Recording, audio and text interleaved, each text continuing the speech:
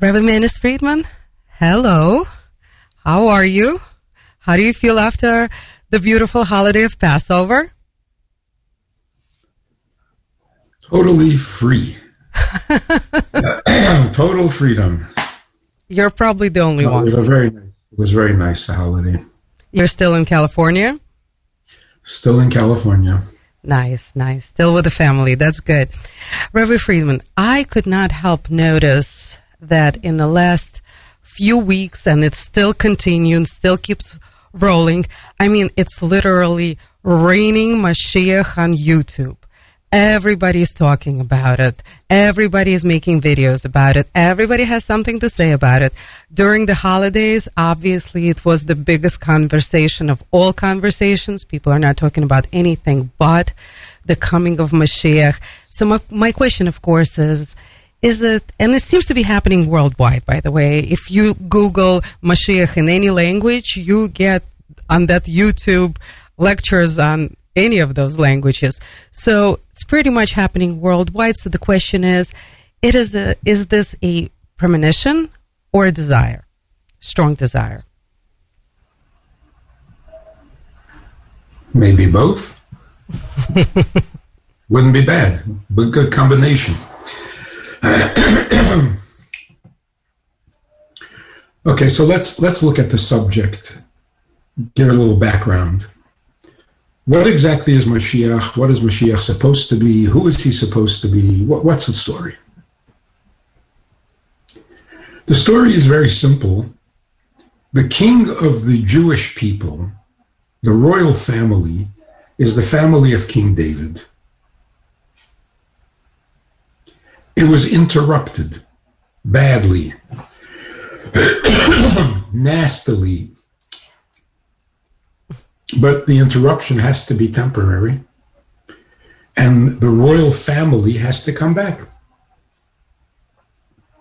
The government in Israel is not exactly perfect.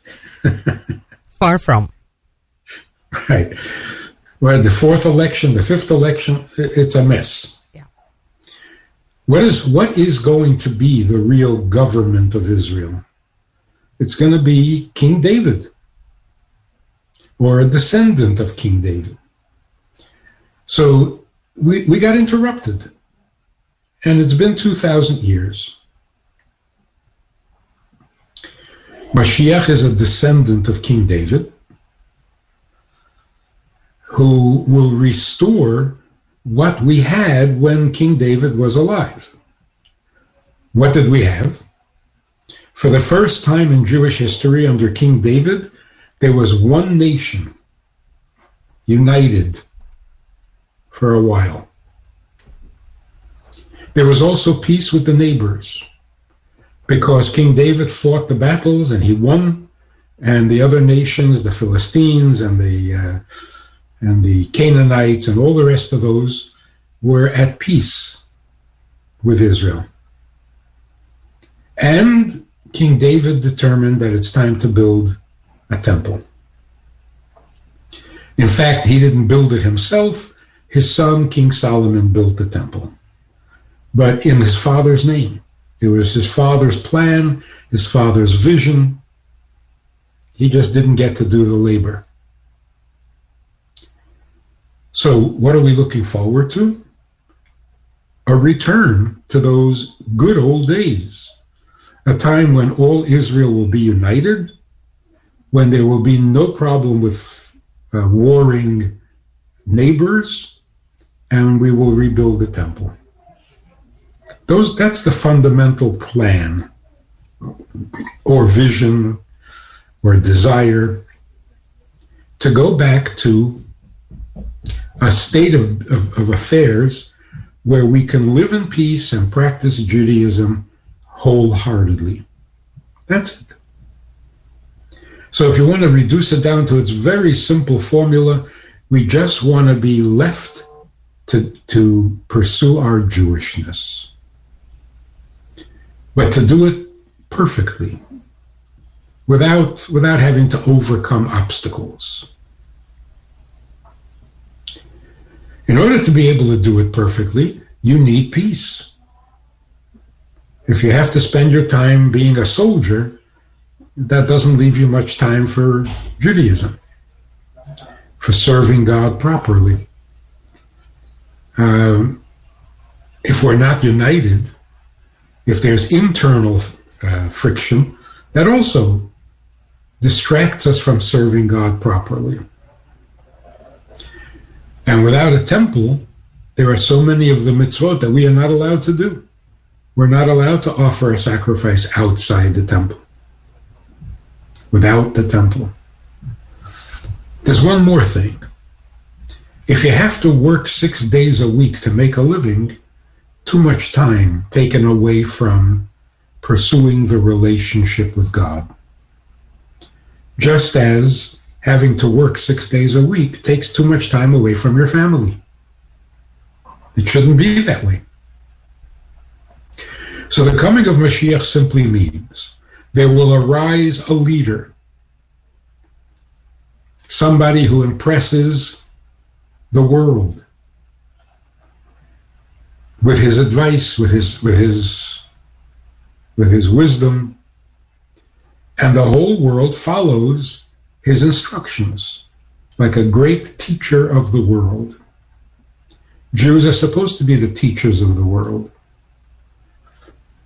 So the descendant of King David will be a king and a teacher. A king because he will unite the people and bring peace to the land, but after that, he will be a teacher. A teacher of godliness and of holiness and of wisdom, so that the whole world can be clear about how to serve God. No confusion, no distraction, no obstacles. I guess that's what everybody wants. And when people say we want world peace, okay, imagine you have peace. What would you do? Go look for trouble. You would get bored and try to start some trouble. What would you do with peace? Real peace. If we had real peace, we wouldn't know what to do. We don't know how to handle peace. We don't know how to handle a life without problems, without difficulties, even the challenge of making a living. Go out there and make some money. Why should that be necessary? Why should the ability to do what we're meant to do, to live our lives, why should that be so dependent on preparation? A week's worth of preparation before you can observe Shabbos? It's lopsided. You have to spend most of your day away from your family so that you can support your family? How does that make sense? I mean, it's nice that you're willing to do that, but why should you have to? Rabbi So the coming of Moshiach simply means a time when being Jewish will be at its perfection. And when that happens, the whole world becomes perfect. Perfect in the sense we are completely free to pursue the purpose for which we exist. No distractions, no waste of time. No need for great preparation. Just get to it. That's all we're asking for. But, as simple as that sounds, it's revolutionary. We've never had that experience. So we're going to need a great teacher to re-educate us. How do you live life enthusiastically with great fervor when there are no problems? We don't know how to do that. The interesting so part... that's what we mean when we say Moshiach. The interesting part that now the conversations about Mashiach took a different turn. And the turn is that it's not when Mashiach is going to come, how it's going to come, but how are we going to be acting when he comes. So we're kind of like took it a step further, actually. We're taking it a step further. We haven't taken it we haven't took it a step further just yet. And the conversations are how can we be that good? People can't imagine being the kind of good that you need to be, because anybody who thinks they're good right now, really, if you look at it, not that great. Not yet. The intent is there. The ability, not so much. So the questions are, how can we be that good in this world? It's all a relative condition. Under the circumstances, we are good. Really good. Under these circumstances, we're fantastic. But we don't like the circumstances. So yeah, given the reality that we have to live with, we're very good. But like Noah was very good under his circumstances, he was a tzaddik. He was the only tzaddik in his generation. But it was not a very happy generation. So it's not that we're failing. It's that we're treading water when we need to tread water. But why do we need to tread water? Why do we have to keep going in this uphill battle? Uphill battle creates its own realities. If you can manage to not fall down, you're doing great. Under the circumstances. But the circumstances are lousy. If you don't get depressed as a result of what happened this past year, you're doing great. You really, really are. But what kind of year was this? It was terrible. So we don't want to be great under the circumstances. We just want to be great the way it's supposed to be, not despite what's going on. So we're not judging ourselves. We don't need to judge ourselves. But we do have much better taste than to say this is great. No, this is not great. We're great. But the other big, we don't like this. We don't like the circumstances. For sure. The other big question on everybody's mind is, will the world be able to recognize Moshiach when he comes? Some people saying that he is already here and we just don't know it for sure. And actually, that would be my question. Is he here? Do we know? Will we know once? I mean, what will be the signs that people will definitely be able to say, okay, now this is not a false Moshiach, this is not a fake prophet, this is exactly who the world has been waiting for? Well, there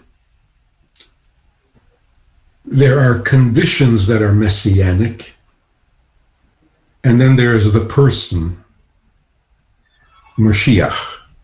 The person Moshiach, nobody is identifying, nobody is pointing fingers. So that's not even an issue yet. But there are conditions, and it's the conditions that we're looking forward to changing. The conditions are becoming a little more messianic. And that's exciting.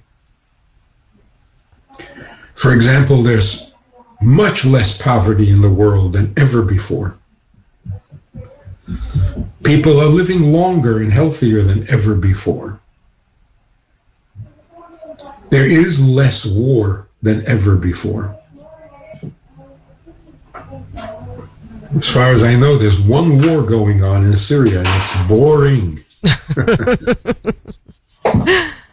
Going on way too long, and what's the point? And nobody knows anymore. What are they fighting about?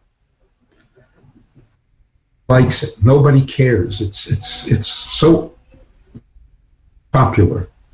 War has lost. Even calling someone a soldier is distasteful. It used to be a soldier. Wow. You know, shiny buttons on the uniform, you salute and you have respect. And today you're a soldier. I'm sad to hear that. So it's definitely changed. In fact, you hear all these stories about soldiers being used for peaceful purposes, like checking to see if you have corona, or just putting the army to work. Yeah, or just standing around the Capitol. Yeah, that's like beating your swords into plowshares. You're using the army, the swords, for peaceful purposes. That's messianic. So the conditions are becoming messianic, so that when Moshiach comes, it won't be that great a shock. There'll be a what is it called in politics? When you go from one administration to another, a peaceful transition, or yes, we didn't have that one recently. So that as a complete culture shock, we're starting to see those changes that will bring. But when Moshiach himself, there will be no question. Because if it starts a whole new controversy, then that's not Moshiach. Moshiach does not bring new problems. So it would have to be very obvious to everyone in the world without a doubt, this is Moshiach. Like somebody once said, the Moshiach you won't believe in, I won't believe in either. Because if there's room for debate, it's not Moshiach. One of the Moshiach lectures on YouTube by a representative of Lubavitch's said that Moshiach is in each and every one of us. Is there a truth to that? Yeah. In order for us to be able to understand Moshiach, to make the changes that will come, to be in a messianic life and world, we have to have that capacity in us already. We're not recreated. It's us. We who are who we are. We are going to experience the coming of Moshiach. We have to have that capacity within us or it wouldn't work. So yes, there's a little bit of Moshiach in each of us. And that's why if I can tap into that element within me, I can be much more positive. I can start to act as if Moshiach is already here. Like there is no conflict and that there is no confusion and that there is no temptation that draws me in the opposite direction. I can start acting that way. At least a little bit, because there's a little of that in me. So if we all tap into the little bit of Moshiach we have within us, we can get ready. We can be ready. Moshiach won't come as a shock. We'll be ready and waiting. Rabbi Friedman, the Haftorah that we read on the 8th day of Passover that speaks about the Messianic times takes it so far to the most amazing balance where a lamb and a sheep and a bear and a cow and a lion and a goat, everybody lives together, raises children together. I mean, that's just something that we can only, we only saw in the best movies and not really. So, can you, is that like the final stages of, what is it? Can you just explain it? Because that is such a fantasy that I don't think people can truly comprehend. And yet, that's just the beginning. Oh, wow. That's the bare minimum. The most visible and the most tangible changes. And I wondered about that because it goes on and on, seemingly repeating itself. The wolf will lie with the lamb. The child will with poisonous snakes and not be harmed. And the lion will eat grass like the cow. It's repeating the same thing, just with different animals. The wolf, the lion, the snake. It's talking about the different nations that were never able to get along with the lamb. The lamb are the Jewish people, the perennial victims, the perennial prey for the world. And all of those nations that could never get along and make peace with Israel will live in peace with Israel. So it would be interesting to know which animal represents which nation. And that's why they each have to be mentioned, because, Russia is making with Jews, but not China. China will never. Or, China might, but the Arabs will never. So each one is a major miracle in itself. But that's what's going to happen. And that's just the being. That's just the condition of peace. There will be much greater things than that. People will live longer. The predictions. People will be surprised if they 100 years old. People will not be unhealthy. There will be no illness. The blind will see, and the deaf will hear, and the lame will walk. Because all illness comes from an imbalance in the universe. When the universe is balanced, there's no illness. Rabbi There's Friedman, no need for it. what about getting older? What about age, which is what everybody is so afraid of and are fighting so hard these days? For what? Getting older, aging. Everybody wants to be young. Well, if getting old did not involve becoming frail, everybody would want to be old.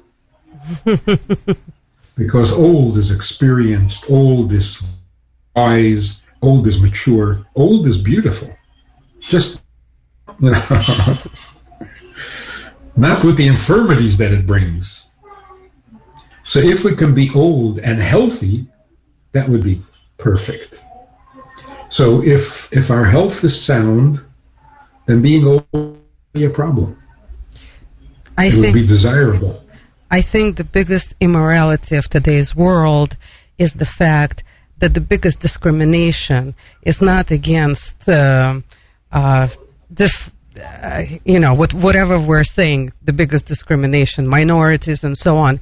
Realistically, the biggest discrimination of today's world is against age. It's against old people. I'm going to say it straight up. For some reason, the world became today that the old people is something we don't want anymore. Not valuable. That's a terrible thing. And it's very recent. I don't think that has ever been like that before. Is there a group who identifies as such and takes credit for every problem old people have?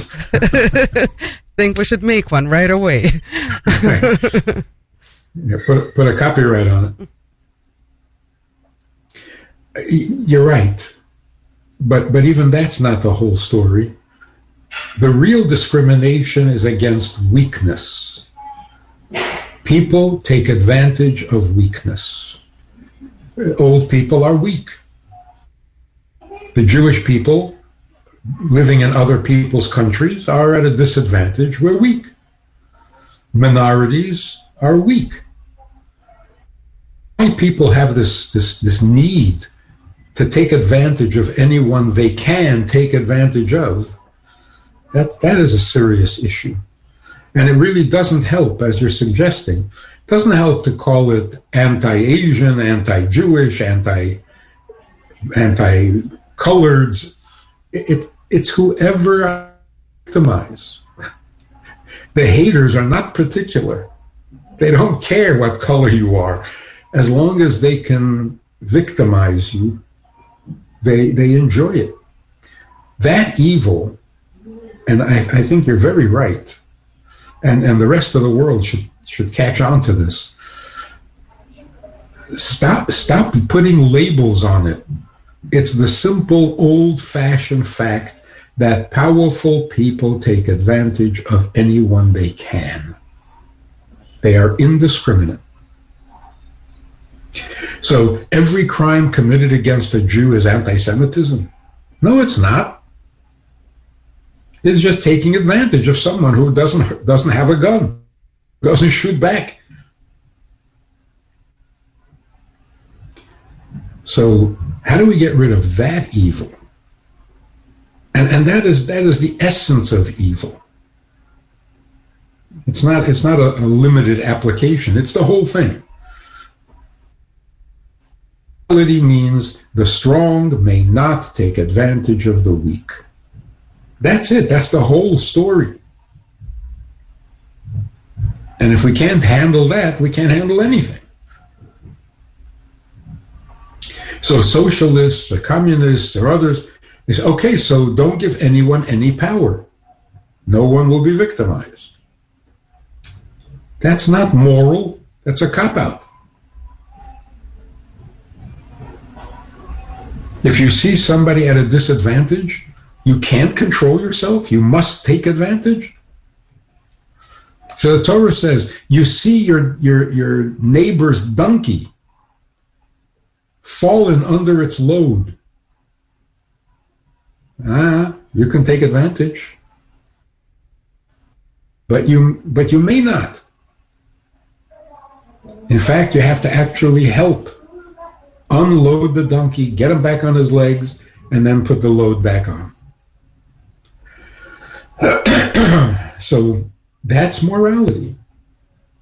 Why aren't we teaching morality? Instead, we're worried. These people have too much money. They're going to take advantage. These people have too much influence. They're going to take advantage. These people are too big and strong. They're going to take advantage. You're fighting nature instead of being moral. Nature is some people are bigger. Nature is some people are smarter. Nature is some people are more influential. You can't fight that. It's never worked. It only brought bigger problems. So this is what Moshiach is going to bring. Morality will come natural. There's no fear of the strong or the rich or the powerful or the influential. There's no fear. Because there's no victimizing. That's a perfected world. That's just a sane world. That's minimum morality. That's a starting point. And there's so much more. There's so much beautiful stuff.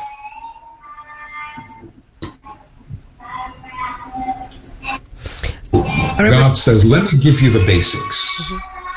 So that you don't have to struggle with basics. It's embarrassing. Did you figure out that you shouldn't have?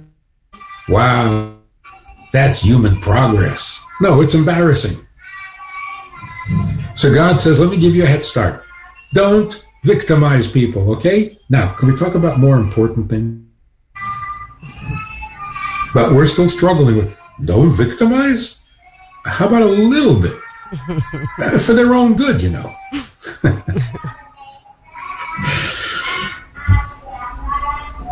Yeah, that will end. And that is ending for most people, not for the newspapers. Rabbi Friedman, you said before that Moshiach is not going to be some kind of a miraculous entity, or Moshiach is not about creating miracles to establish himself.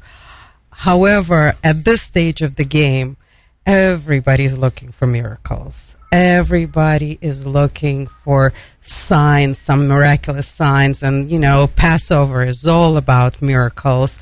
And if you don't mind, I want to share something with you. along those lines about the 8th day of Passover that happened to me.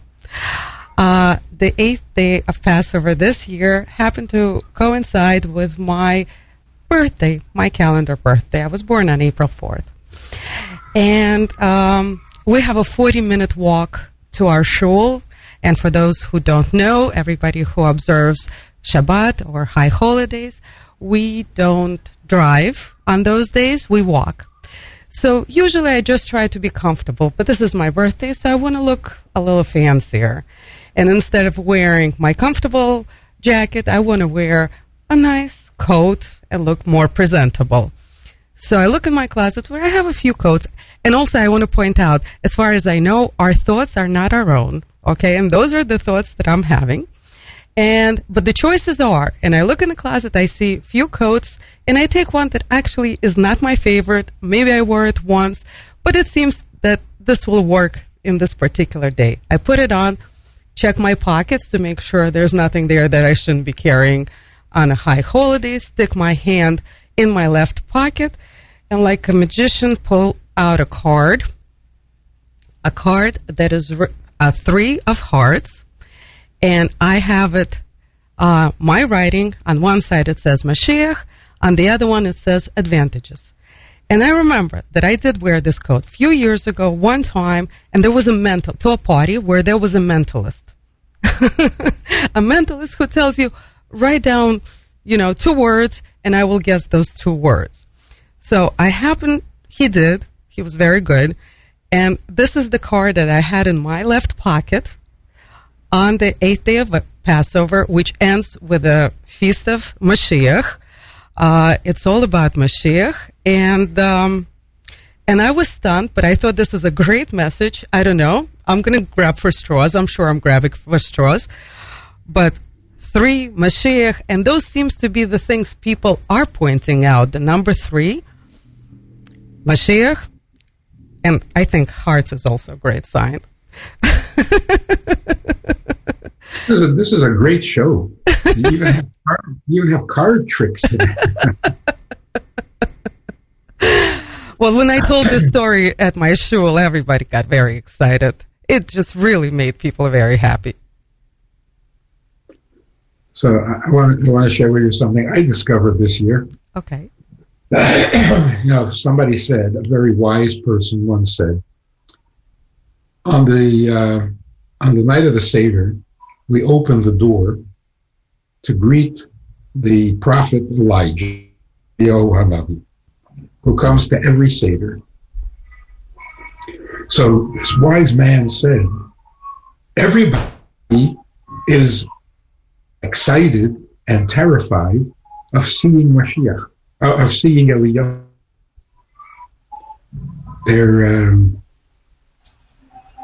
They're eager, but a little nervous about seeing Eliyahu. But in the Haggadah, that every person should see himself as if he personally came out of Egypt. So this wise man said, no, stop the sentence in the middle. Every person should see himself. That is scarier than seeing the Eliyahu Hanavi. A person is obligated to see himself. The rest of the sentence is, as if he came out of Egypt. But if you stop there, it's a very profound message. You're so excited to see Moshiach. But what's even more challenging and your achievement is, can you see yourself? Really? Honestly? Do you know yourself? Even that's frightening. So, I think it is meaningful. The fact that you've been thinking about Moshiach all this time, and when you had to write one word, you chose the word Moshiach. It's not a trick. That's real. So we don't need any gimmicks. Moshiach is real. And why won't Moshiach perform miracles? Because they won't be necessary. When is a miracle necessary? When things are not going the way they should. But if the world really gets its act together, you won't need a miracle ever again. Of course, the world getting its act together is the ultimate miracle. For sure. Yeah. But we don't call it miracle, we call it wonders. There's a difference. A miracle almost always means a change of nature, an unnatural event. The water standing up rather than flowing and the splitting of the sea.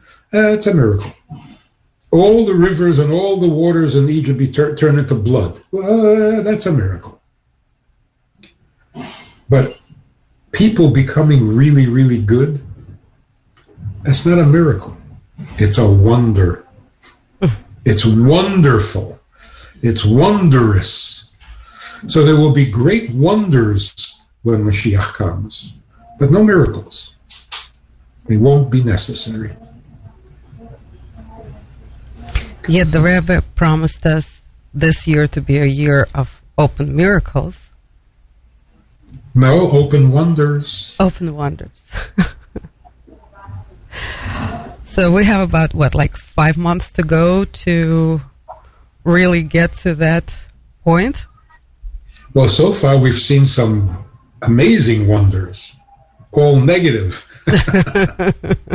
Like, how confused can the whole world be? Let's see. Wow. Wow, that confused, huh? The whole world, everybody. The greatest confusion is we think we're getting worse when in fact we're getting better. That is such a terrible lie, such a terrible disservice to make it look like and make it sound like the world is getting worse. That's an unforgivable crime against humanity. Rabbi Friedman. It seems like this. Mm-hmm. Nature, the world is getting better without a question. Please elaborate, Rabbi Friedman. How? Well, we're living longer, we have more food, we have more water, we have more peace, but people are so bad, right? Despite all these blessings, yes, we're healthier, and we're richer, and we're safer, and we can't appreciate. We still have to go looking for ways of making trouble, even if we have to lie and make it sound like we're in trouble. That nastiness, that's the final frontier. But the world is being very good to us. Nature is providing unbelievable resources and blessings. We really should be content and grateful and happy. Why aren't we? Why? That'll be Moshiach's biggest challenge. Rabbi Friedman, why aren't we happy? With everything that we've got, with everything we've been given, why aren't we happy?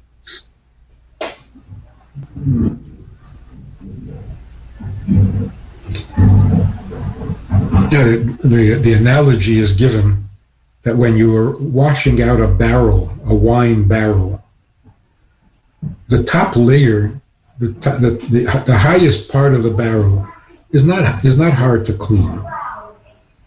But as you go down deeper into the barrel, the bottom of the barrel is so stained by the dregs of the wine, it is the hardest to clean. The analogy is for history. In the early years of history, the barrel that we were cleaning was very easy to clean. Be nice, thank God, you're done. The evil was not so resistant. But as we get closer to the end of the task, which is the bottom of the barrel, it's shocking how stained and how difficult the job becomes. Which also tells us that being in exile is not a punishment.